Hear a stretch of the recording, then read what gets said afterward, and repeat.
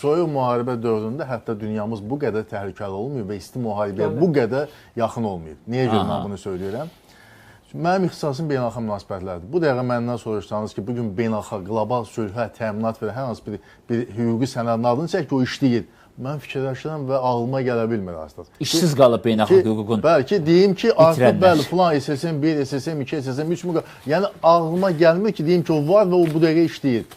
Və nəhayət bugünkü bu vəziyyət, yəni beynəlxalq hüququn aradan çıxmasının daha dəhşətli bir fəsadı ola bilər 1968-ci nüvə silahının yayılması haqqında o məlum sənədin sənəddən çıxmada. 1945-ci il Birləşmiş Ştatlar artıq atom nüvə dövlətidir.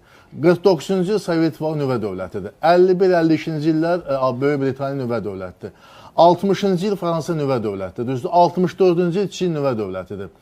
70-ci illərdə haqqında bəhs edilən İsrailə, onda onun əhalisi 6 milyon idi. Dedilər ki, bir 150 milyonluq, mən 70-ci ildə reallığını, 150 milyonluq ərəb dünyasının əhatəsindədir. Özünü qorumaq üçün ona, istehsal eləmir, ona İsrailə təxminən 70-90, 100-ə yaxın nüvə başlığı verilib. Deməli, İsrail 70-ci illərdə nüvə dövlətdir, hazır verilib. 98-ci ildə Hindistan və Pakistan nüvə silahını, nüvə klubunun üzvləri olmasıdır, beynəlxalq 68-ci il müqaviləsini pozub ona nail olublar və nəhayət sonuncu 2006-cı ildə Şimali Koreya nüvə dövləti oldu. Deməli, bu günləri 5 dövlət...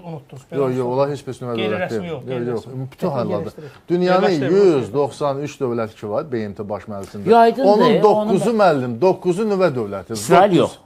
İsraili də sayıram. 9-da sayıram. 9-da sayıram. İsraili biz niyə görə nüvə dövlətidir? İsraili deyəndə ki, bəs İran nüvə silahına malik olsa, sizi nüvə silahına malik, siz ki deyirsiniz nüvə dövlət deyilik, İsrail nüvə silahına malik olub, sizi vursa nə edəcəksiniz? Bilirsiniz nə cavab verirlər? Deyir, biz cavab verən ikinci dövlət olmayacaq. Yəni elə birinci biz zərbəndə. Deyir, onda sizin varınızdır. Bunu biz demədik, siz dediniz.